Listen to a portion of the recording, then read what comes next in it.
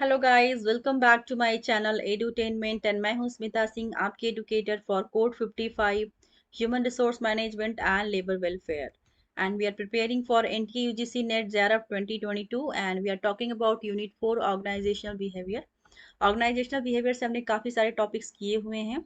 उन टॉपिक्स में हमारा लास्ट सेकंड टॉपिक आप देखेंगे, मोराल, बोर्डम एंड फटीग। उसमें से हमने ये सारे टॉपिक्स कर लिए हैं, लास्ट 12 तक हमने किए हैं। 13 टॉपिक आप देखेंगे, 13 नंबर पे जो लास्ट टॉपिक है हमारा, organisational change and organisational development.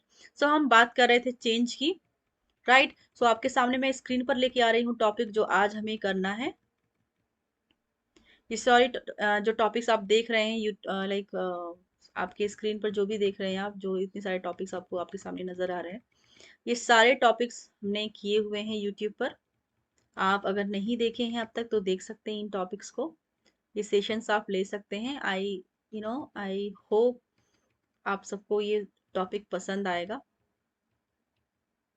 आपके लिए हेल्पफुल रहेगा, क्योंकि मैंने ये जो भी टॉपिक्स लिए हैं, ये सारे टॉपिक्स आपको थ्योरी पार्ट जो भी मैं लेकर के आई हूँ, इन सारे थ्योरी पार्ट अगर आप करते हैं तो आपको एग्जाम पर्सपेक्टिव से ये आपके लिए बहुत बेनिफिशियल होने वाले हैं, बिकॉज थ्योरी के बेसिस पे ही क्वेश्चंस बनते हैं।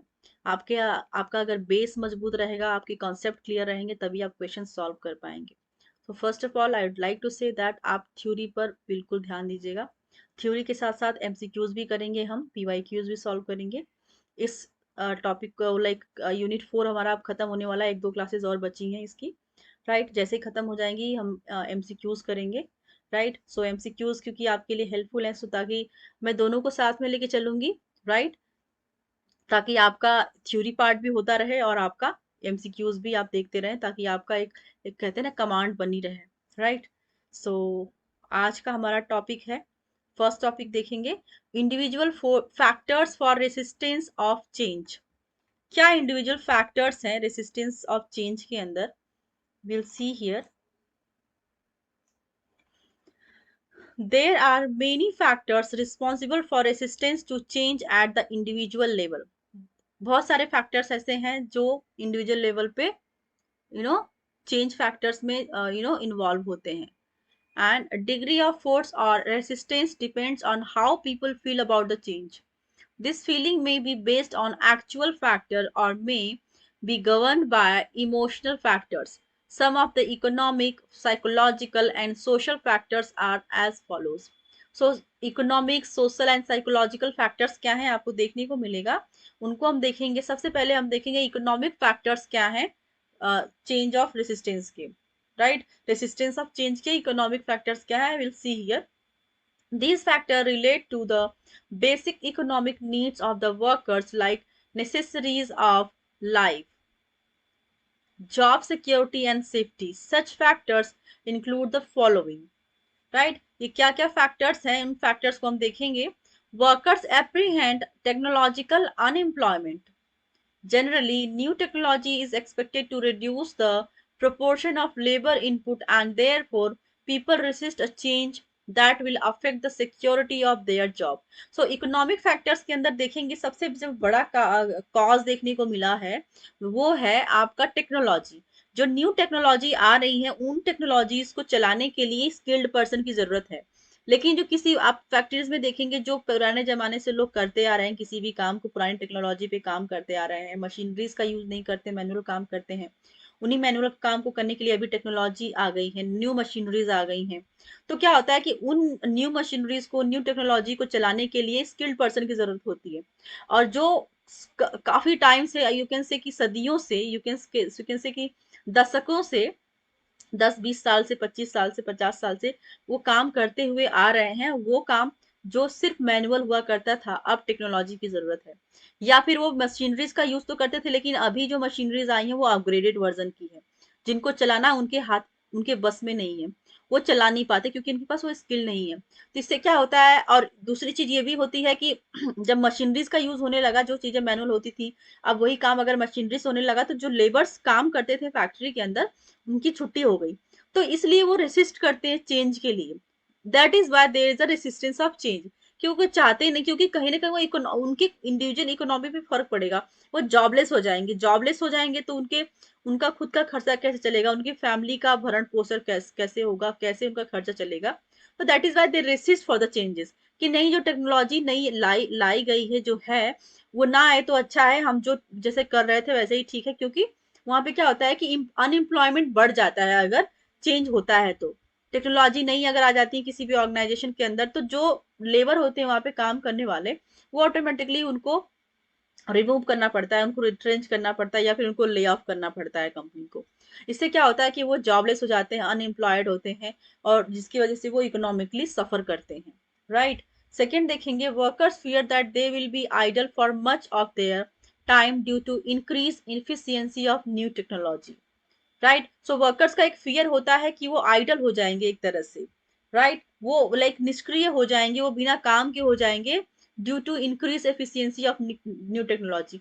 जो इंक्रीज एफिशिएंसी, जो क्षमता है न्यू टेक्नोलॉजी की, उसके कारण जो वो खुद हैं वो अपनी बात कर रहे हैं कि हम इंडिविजुअल पीपल आइडल हो जाएंगे, शुष्क हो जाएंगे, क्योंकि हमारे पास कोई काम ही नहीं रह जाएगा। थर्ड देखेंगे, वर्कर्स में fear that they will B demoted if they do not acquire the skills required for the new jobs। so वो उनके अंदर एक ये भी फियर होता है कि वो डिमोटेड हो जाएंगे। राइट। उनका डिमोशन हो जाएगा या फिर वो डिमोटिवेटेड हो जाएंगे अगर उनको जो जो न्यू टेक्नोलॉजी आई है, जो न्यू मशीनरीज आई हैं, उनकी स्किल्स उनको नहीं है, वो अगर वो स्किल्स को प्रॉपरली अक्वायर नहीं कर पाएंगे, नहीं सीख पाएंगे, तो वो डिमोट हो जाएंगे। उनको उनके अंदर ये भी फियर होता है। फोर्थ देखेंगे, workers resist the change leading to setting job standards which may reduce opportunity for bonus of incentive pay. So जो न्यू टेक्नोलॉजी आई है उसके बेसिस पे देखने को मिलता है कि उनके जो एक स्टैंडर्ड अपॉर्चुनिटी थी बोनस की या फिर इंसेंटिव्स की, वो खत्म कर दी जाती है। बिकॉज अब वो काम जो किया करते थे जिसकी बेसिस पे उनको इंसेंटिव भी दिया जाता था, बोनस भी दिया जाता था, अब वो काम मशीनरी कर रही है और इफेक्टिवली कर रही है, एफिशिएंटली कर रही है, जिससे उनका बोनस वगैरह खत्म कर दिया गया है। तो ये भी एक इकोनॉमिक फैक्टर होता है। इकोनॉमिकली वो वीक हो जाते हैं या फिर इकोनॉमिकली वो डिमोटेड हो जाते हैं। Right. So this these are the this is the economic factor is resistance for change. I hope आपने समझा हो अच्छे से, और मैं एबल रही हूँ समझाने में आपको। साइकोलॉजिकल फैक्टर्स में देखेंगे किस तरह से इसमें रेसिस्टेंस होता है चेंज का।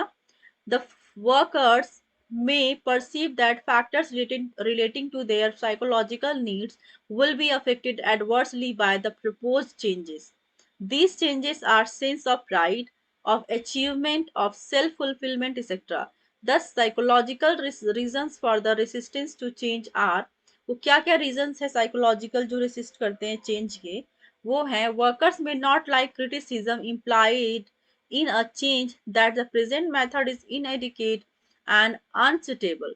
so worker का क्या है कि worker वो जो criticism होती implies होती है in a change that person present method is inadequate and unsuitable। तो जो साइकोलॉजिकल फैक्टर्स होते हैं, साइकोलॉजिकल फैक्टर्स क्या आप देखेंगे कि जो वर्कर्स हैं वो जो क्रिटिसिज्म की बात करेंगे, वर्कर्स के क्रिटिसिज्म की बात करते हैं, तो दैट वर्कर्स में नॉट लाइक, वो हो सकता है कि उनको पसंद ना आए। Like criticism implies in a change that present method is inadequate and unsuitable। जो प्रेजेंट मेथड है वो inadequate है या फिर वो unsuitable है टू डू द जॉब। सो उस केस में भी वो साइकोलॉजिकली उसको रेसिस्ट करते हैं। वर्कर्स में fear that see there may be fewer opportunities for developing their skills because new work changes will do away with the need of much mental work। This will lead to reduction of their personal pride। क्या कर रहे हैं कि उनको एक डर होता है ये भी कि जो may be fewer opportunity for developing their skills, हो सकता है कि उनको कम अपॉर्चुनिटी दी जाए या फिर कम अपॉर्चुनिटी मिले कि वो अपने स्किल्स को डेवलप कर पाए। Right. Because new work change will do away with the need of much mental work. तो क्या कह रहे हैं कि जो नई टेक्नोलॉजी है, जो न्यू चीज आई है ऑर्गेनाइजेशन के अंदर, हो सकता है उसमें कम दिमाग लगाने की जरूरत हो।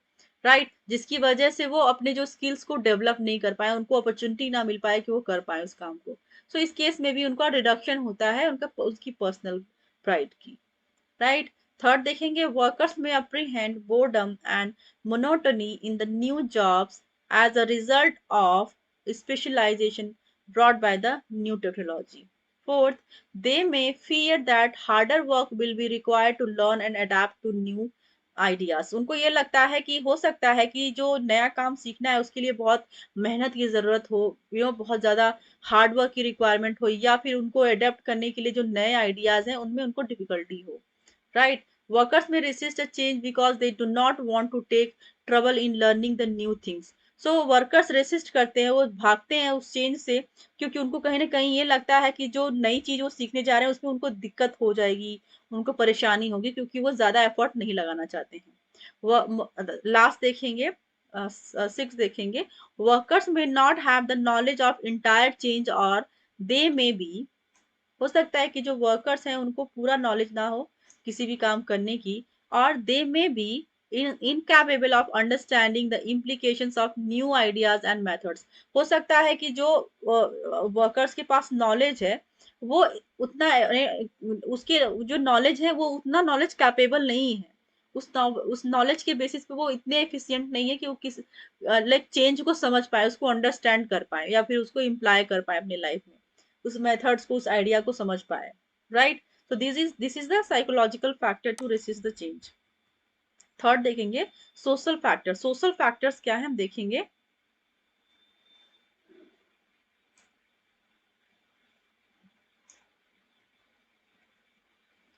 Individuals so have certain social needs like friendship, belongingness, etc.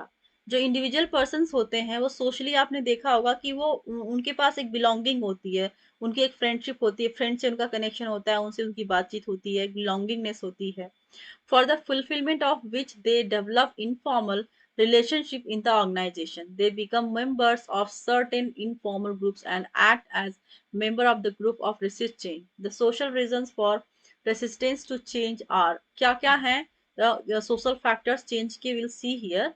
New organizational setup requires new social adjustment which are not likely to liked by people because these involve stress and strain. This also means discarding old social ties which is not tolerable to the workers. So क्या कह रहे हैं यहाँ पर, जो new organisation है, setup requires new social adjustment, उसको नए सोशल एडजस्टमेंट की रिक्वायरमेंट होती है, which are not likely by liked by people because, जो कि लोगों के द्वारा पसंद नहीं किया जाता है, क्योंकि these involve stress and strain, क्योंकि ये इन्वॉल्व करता है स्ट्रेस को और एंड स्ट्रेन को। This also means discarding old social ties which is not tolerable to the workers. वो क्या करते हैं कि जो पुरानी चीजें होती है ना उनको भी डिस्कार्ड कर देते हैं, ties with not tolerable to the workers, right?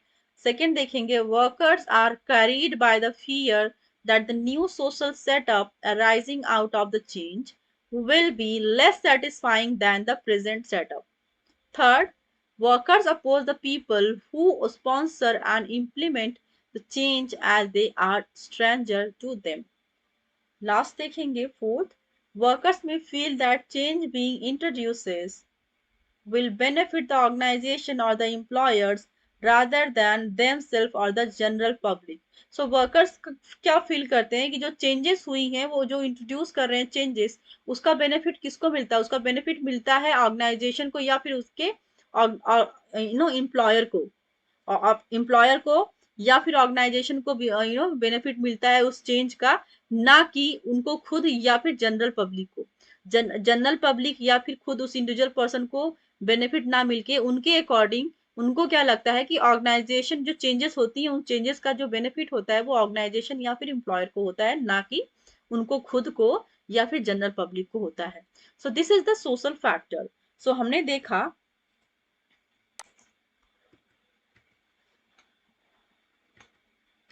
Individual factors for resistance of change के अंदर हमने देखा economic factor, psychological factor and social factor. Next session में हम बात करेंगे organisational factor for resistance of change, right? उसके अंदर हम उसके बाद देखेंगे group resistance to change, and फिर देखेंगे हम Kotter's 8 step plan for implementing changes. Action plan की बात करेंगे हम, एक्शन रिसर्च की बात करेंगे, ऑर्गेनाइजेशनल डेवलपमेंट की बात करेंगे हम, राइट? सो हमारा आई थिंक 2 सेशन और रह जाएगा, 2 सेशन में हम कवर कर लेंगे इसको पूरे सिलेबस को यूनिट 4 के। ऑर्गेनाइजेशनल बिहेवियर को हम पूरे के पूरे सिलेबस को हम कवर करेंगे in this upcoming 2 videos, you can say in sessions. सो जो भी सेशंस हमने लिए हैं अब तक किए हैं, आप उनको जाके अगेन देख सकते हैं। अगर आपके लिए वो हेल्पफुल रहे तो आप उनसे नोट्स भी बना सकते हैं, short notes, one liner notes बना सकते हैं, जो कि आपके एग्जाम में आपको हेल्प करेंगे। क्योंकि आप इतने बड़े कच्चे चिट्ठे के साथ आप एग्जाम में नहीं बैठ पाएंगे, क्योंकि एग्जाम के टाइम आपको एक शॉर्ट नोट चाहिए होता है, जहाँ पे आप उसका एक ग्लिम्स डालते जाएं और समझते जाएं कि अच्छा ठीक है, ये पढ़ा था, ये पढ़ा था, इसका ये होता है। क्योंकि लेंदी और मोटे बुक से आप नहीं पढ़ पाएंगे एग्जाम के टाइम से। तो अभी के लिए आप लेंथी लेंथी पढ़ेंगे, आप अंडरस्टैंडिंग के साथ पढ़ेंगे, कॉन्सेप्चुअली पढ़ेंगे। लेकिन एग्जाम के टाइम के लिए आप जो ये लेंदी क्वेश्चंस देख रहे हैं, लेंदी टॉपिक्स देख रहे हैं, इनसे आप वन लाइनर एक नोट बनाइए अपना, और जो कि एग्जाम के लिए आपके सही रहेगा, और एग्जाम के टाइम पे ही वो आपको पढ़ना है। राइट। सो आई होप आपको मैं जो भी पढ़ाया मैंने वो समझ में आया हो, आपके कॉन्सेप्ट क्लियर रहे हो। अगर नहीं रहा हो कहीं भी कॉन्सेप्ट आपका क्लियर, तो आप मुझे बता सकते हैं कमेंट सेक्शन पे, I will work on that. Right. And thank you so much for watching me, thank you very much.